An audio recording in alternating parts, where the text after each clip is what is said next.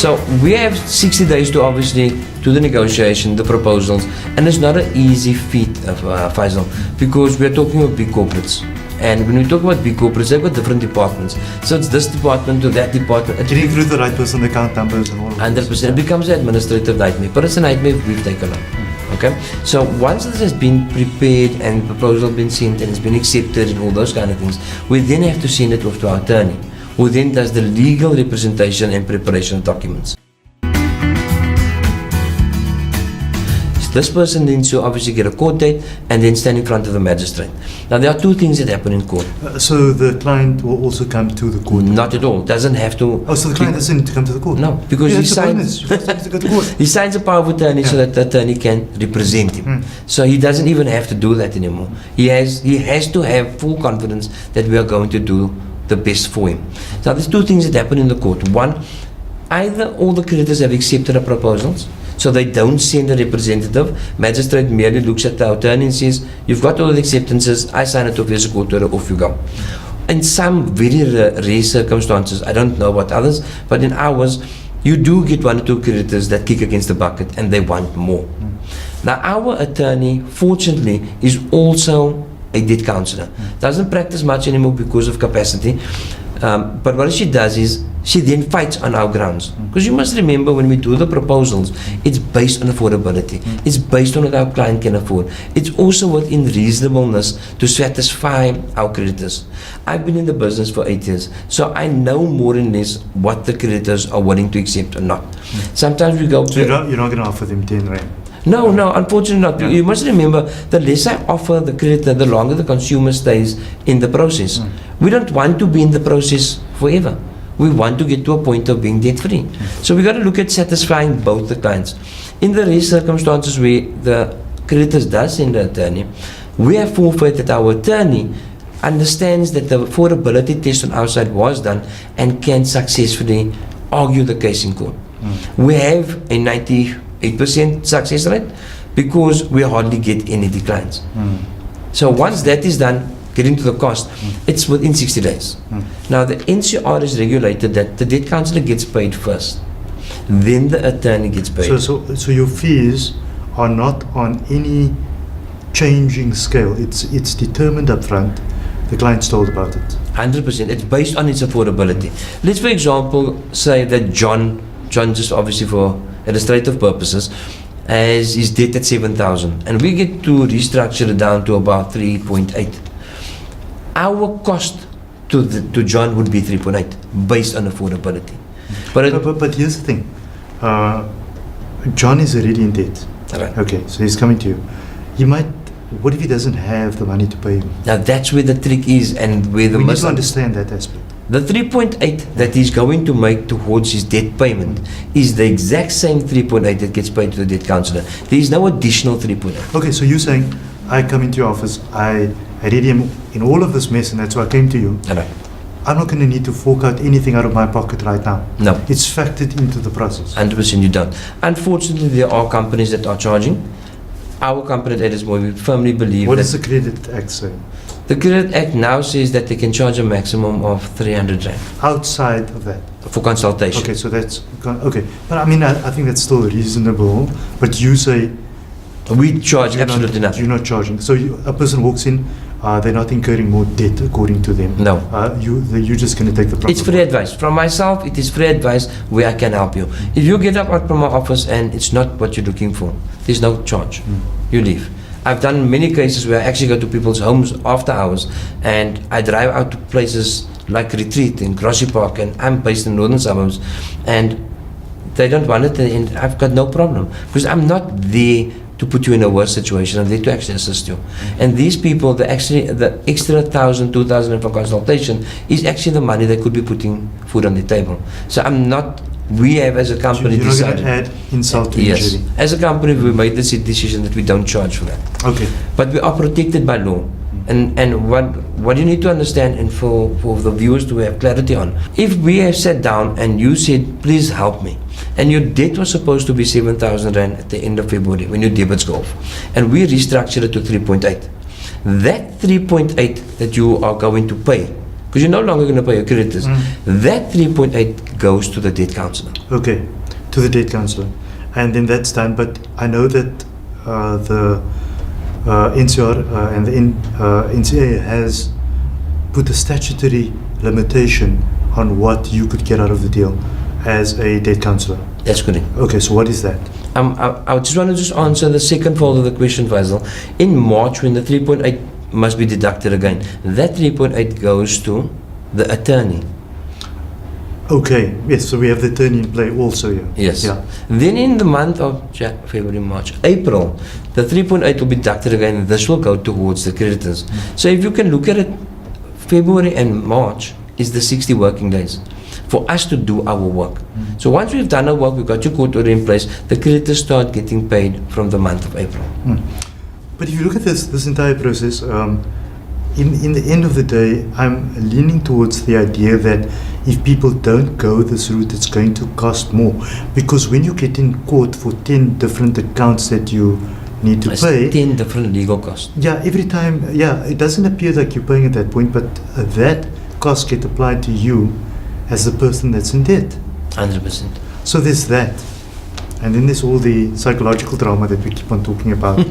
Your wife might decide to leave. I mean, that's going to cost you more. It's happened. I've experienced it. And so we're going to come to all of that. But what is the statutory amount, by the way? Okay, we are at this point, we are capped on not being able to charge more than 6,000. More than 6,000. I don't think 6,000 is a lot to wipe away my problem. Faisal, if you think of what 6,000 is worth, it's actually absolutely nothing, because the client is on a journey with us for the next 3 or 4 years, and we get phone calls from these clients every single month. So what's happening with my file, and we need to investigate it, and it's costs and all these things, but it's part of the program, and we don't mind.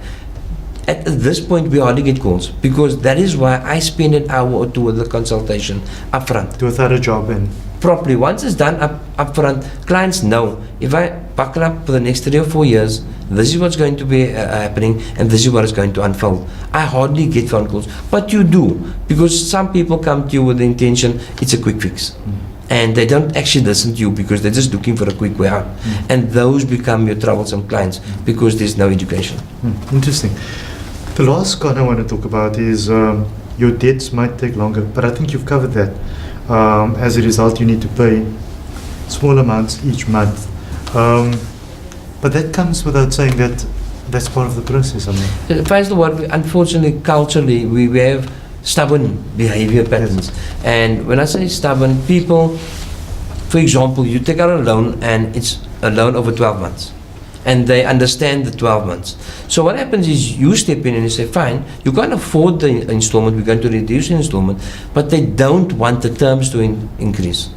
And logically it doesn't make sense because it's the capital that you need to pay off. Clients don't want to understand that. They still want to only pay for 12 months.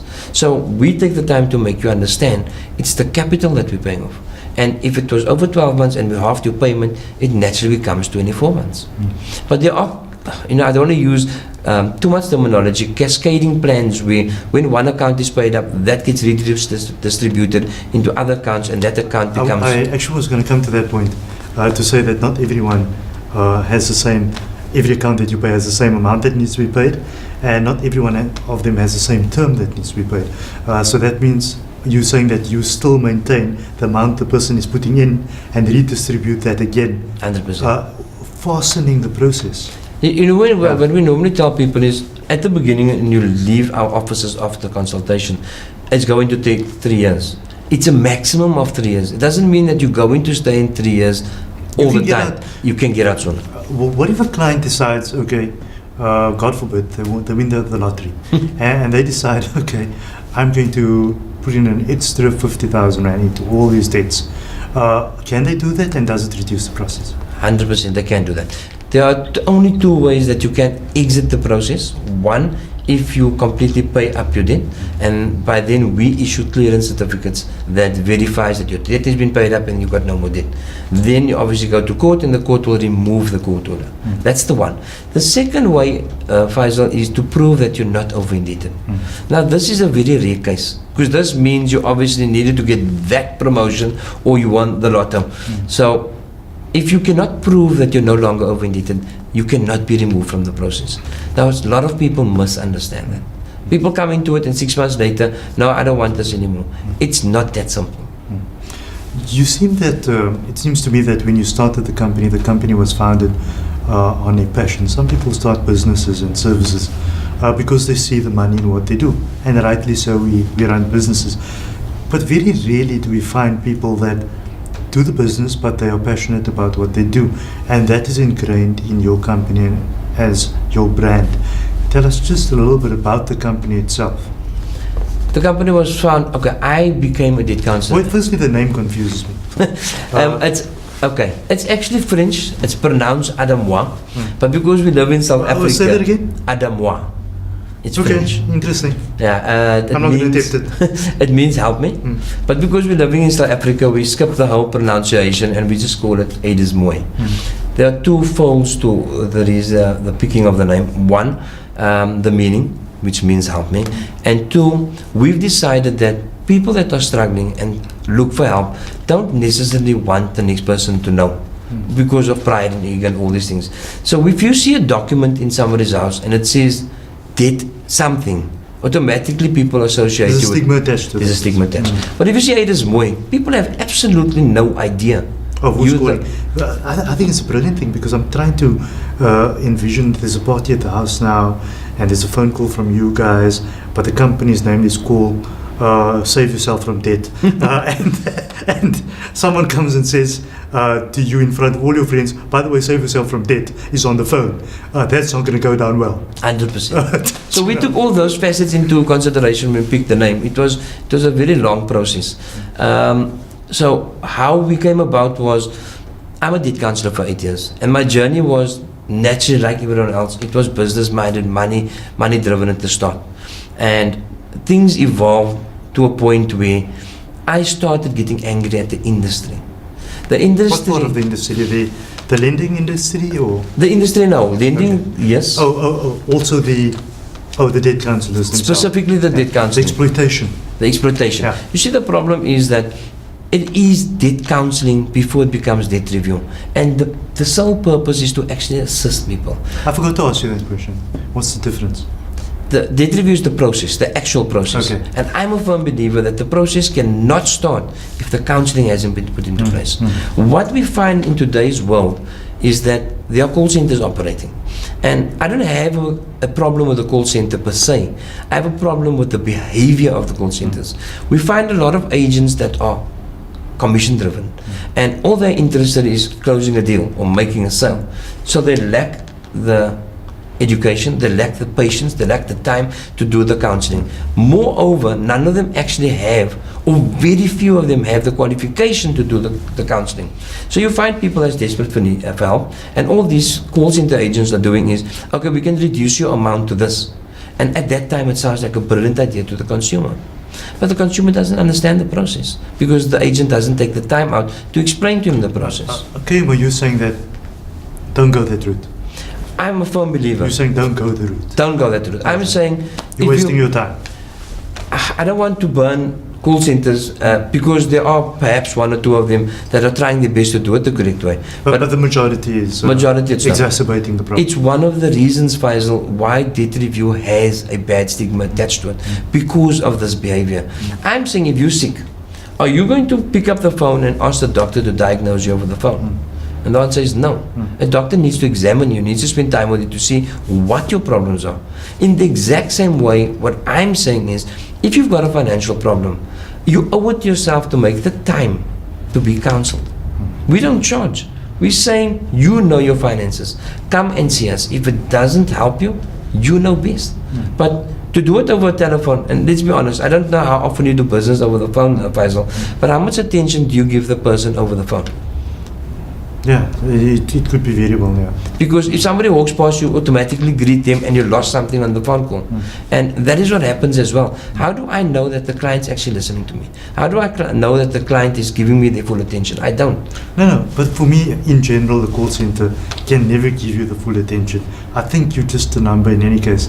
There's a lot of other dynamics that comes into an over face-to-face discussion in terms of building rapport. Getting the person to feel that you're genuine about their problem. It cannot easily be done on the phone. Why? Up till today, with all the technology, I mean, we still have people phoning us saying, but I want to see you in person. But you could have met me on Skype. But you know, but via Skype, for example, I've got a few clients in Johannesburg and Durban where I've actually Skyped them.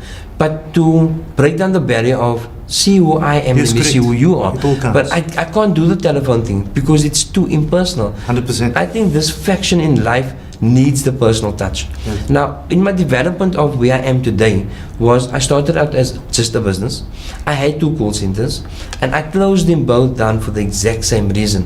When I heard what the agents were saying on the phone, I didn't digest it very well because it was more about how they can make commission and then helping the client. And that is not what I'm busy building. What I'm busy building is a brand of comfort, a brand of security, a brand of people knowing this is where I need to go to in order to save myself, but through education. Education in my whole business is of high priority. Are you operating nationally? So this means that if someone is sitting in Johannesburg or Durban, are you able to go through the processes with them? 100%. But like I said, it will be done telephonically at the beginning, but at some point I will either Skype them or WhatsApp call them or some way, but it has to be done with me. I've got 2 consultants at the office, Faizal, at the moment, and it's strange when people say, isn't that a call center? And I say, no. The consultants merely identify who needs help. It must go through me. I, for some reason, know every single client's name that's on our books, which is a lot to process. But the reason for that is if they haven't gone through me, they shouldn't be on my books because that means I haven't counseled them. Correct, yes. Now, with call centers, that's not the case.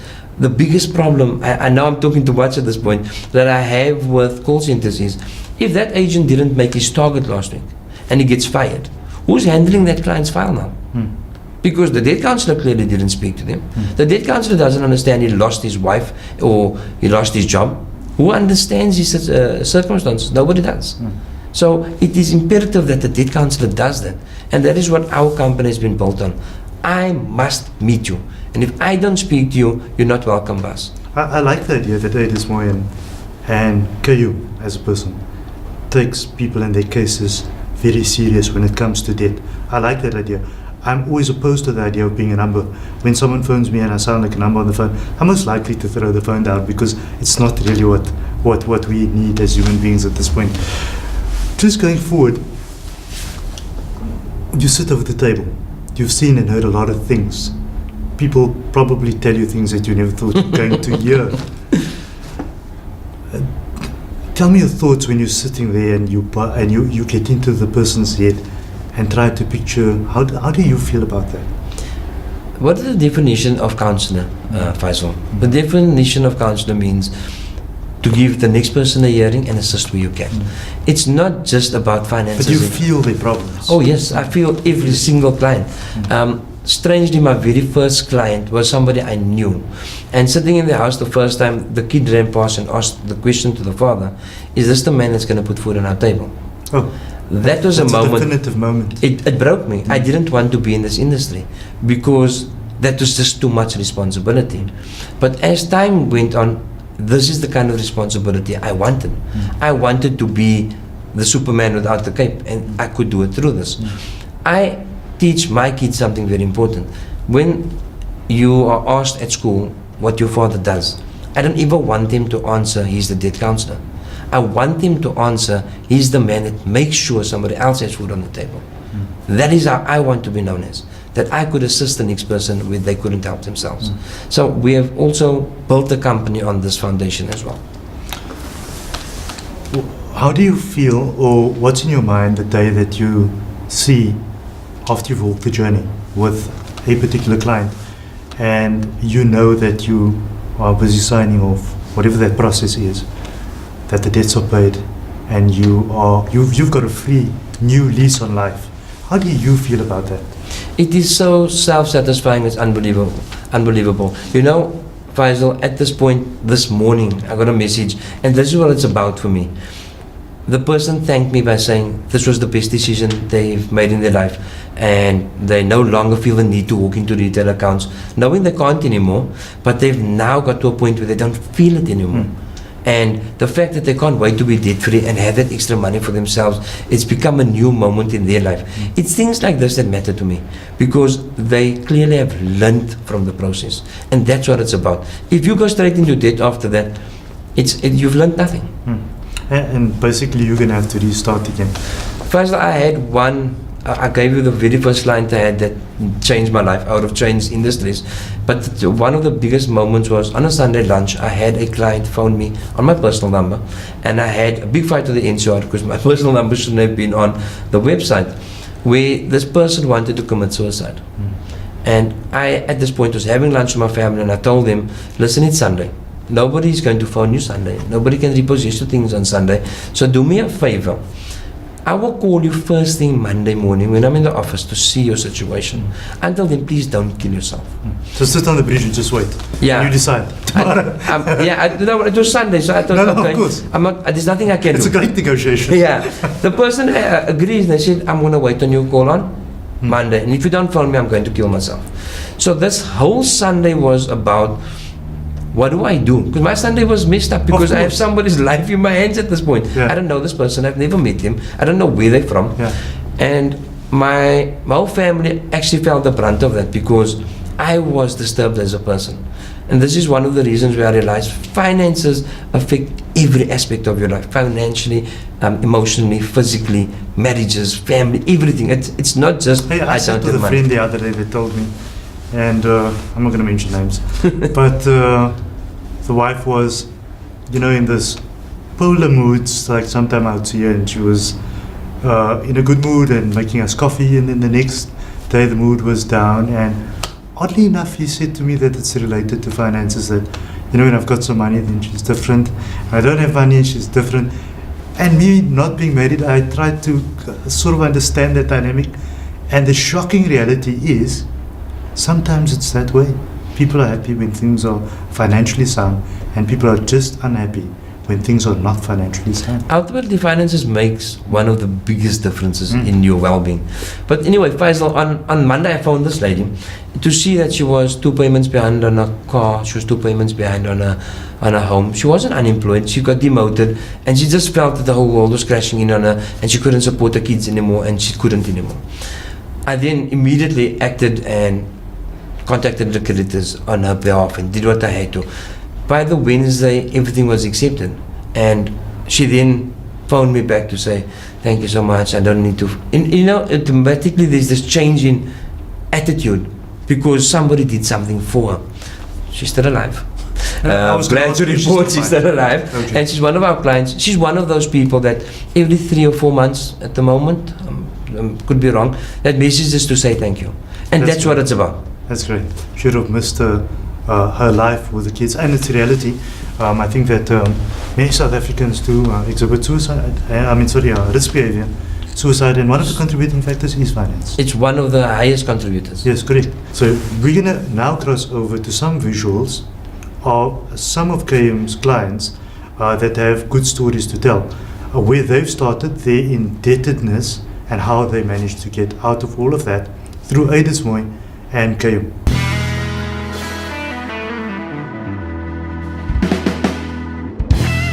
I went on to debt review because I was struggling to pay my debts. Not that I was in arrears or anything, I just wanted to be debt free. The program helped me amazingly, yes.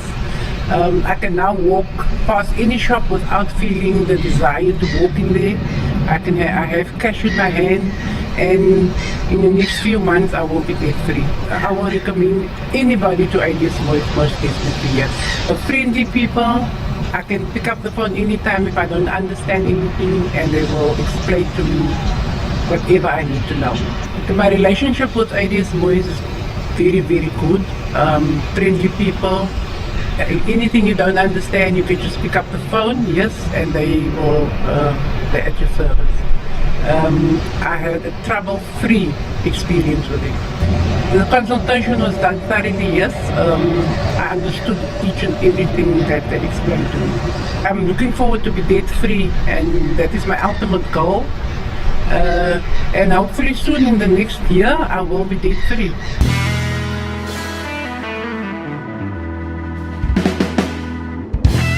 Okay, as you've seen, those were some real stories, and those stories is the exact reflection of an everyday South African. People sitting out there going through, your neighbor, your brother and sister is perhaps going through the same thing.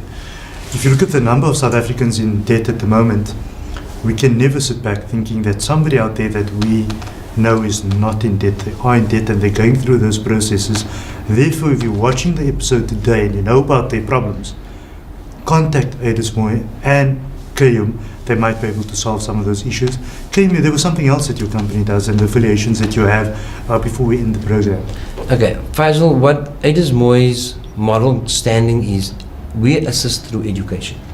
Okay, when I say we assist through education, it's about making people understand how not to make debt or how not to make unnecessary debt, and if you're in the situation, how to get them out. We've recently embarked on a journey with a company or a foundation called ADCS, which is called a Alternative Debt Community Service. It is an NPO. Their sole primary objective is to educate the youth. And I was so passionate to join them because what they're doing is they're going out and doing presentations to schools, to communities, and they do this completely free to educate people because there's a lack of education in our youth.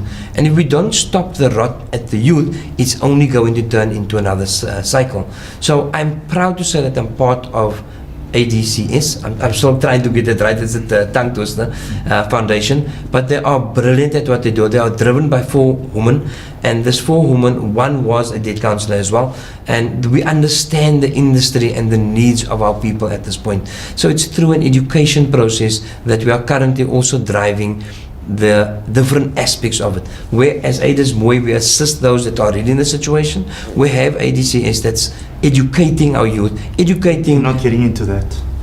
Sorry? In not getting into that. Yes, in not getting into that. Remember, prevention is better than cure. Of course. So I do the curing part where they are firmly bent on prevention. We are trying to educate because if you're looking at the youngsters of today, there's just no education. It's pertinent that you're mentioning the youngsters. You must understand that the youngsters are obviously the primary target market for any consumeristic approach. So this means that any insurance, any company understands that the youth is either the future client or is the current client under 40 today or under 35, which South Africa considers to be youth under the age of 35. They are the market that has the money and will remain their clients. So they under a laser beam to invest and spend money and become into debt. First, I'm glad you mentioned that. There's one of my notes that I want to point on before I obviously go. When somebody makes his first paycheck, he's got absolutely no knowledge of what to do with it. So what happens is he celebrates, and I always say, you know what, celebrate your first check. It is your first check, you've worked hard for it. But after that, what now? Now, there is not enough education beside the capitalist approach, if I want to look at it that way. What people do is, there are actually companies that are invested in new recruits. So what they do is, when you got your first job, they're there to sell you products left, right, and center. So what happens is this person is obligated. Me take out this, me take out that, me take out this. And I don't want to say specifically what it is because I'm not here to speak of that. But you then find that this person is now over-obligated. And he doesn't even have money for cost of living because he's busy paying these things monthly. But if he was educated enough, I've got some cases, a lot of cases, where people have 5 or 6 funeral policies. Why do you need so many funeral policies? Some people have 5 or 6 life policies. Yes. Oh, perhaps probably have 9 lives. Yeah, but it's concerning because these people make these sales and they move along. But this poor person after 6 or 7 months can no longer sustain his life because he has to pay policies. There's no education with that. So ADCS also educates about that. It's something Aidez Moi is very passionate about as well. I'm also embarking on a journey where I'm trying to get into schools or into the youth where we can discuss entrepreneurship. How to think about making money, because it's not taught in schools. Schools teach you how to add, to subtract, but they don't actually tell you profit margins and how to make money in real terms. So I'm embarking on a journey where I want to do that to prevent people from becoming over-indebted. It's very interesting because if you look at the capitalist bubble and system, it's a complete bubble, and all we need to do is to simply take one of these youth and push them through that membrane into the system. And once they're in the system, It's they're over. they're in the system. Finished. Because, Faisal, I've experienced when I've been assisting correctional services factions. I've been going to many schools. Teachers are struggling. To whatever people's surprise is, yes, the packages are good, and yes, the retirement is good. But on a monthly basis, teachers are struggling because they're just not paid enough, in my opinion. I don't want to, But no, that's true. We had a case 2 days ago. they're not getting paid enough. But these exact same teachers are loaded with insurances. They are loaded with policies because the day they are assigned to their position, we have these vouchers sitting at the doorstep waiting to sign them up. And I sit with the people who are saying, I can't cancel the policy, I had it for 5 years now. And it starts getting to a point when I do clients' budgets, where I need to ask them, is it more important to have 4 life policies and no bread on your table? What's more important?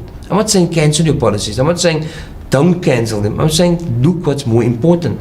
Have 1 or 2. Don't have 4, 5 and no bread on your table. 100%.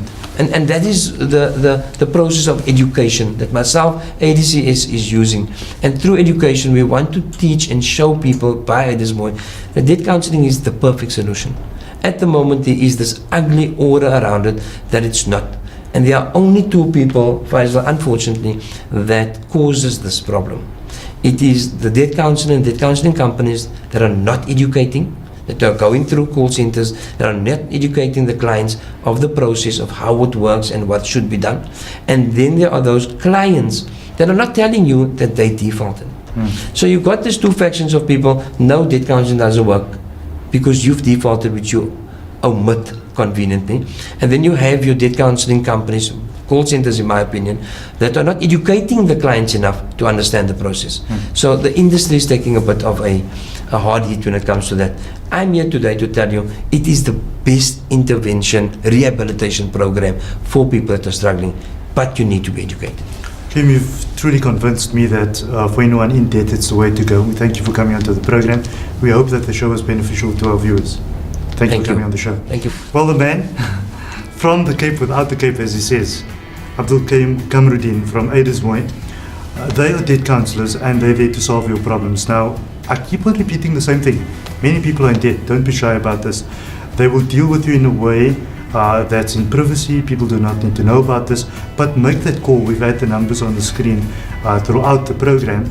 It's time perhaps to get yourself out of that vicious cycle, moving forward, looking towards a new life, debt-free. Thank you for joining us. Goodbye.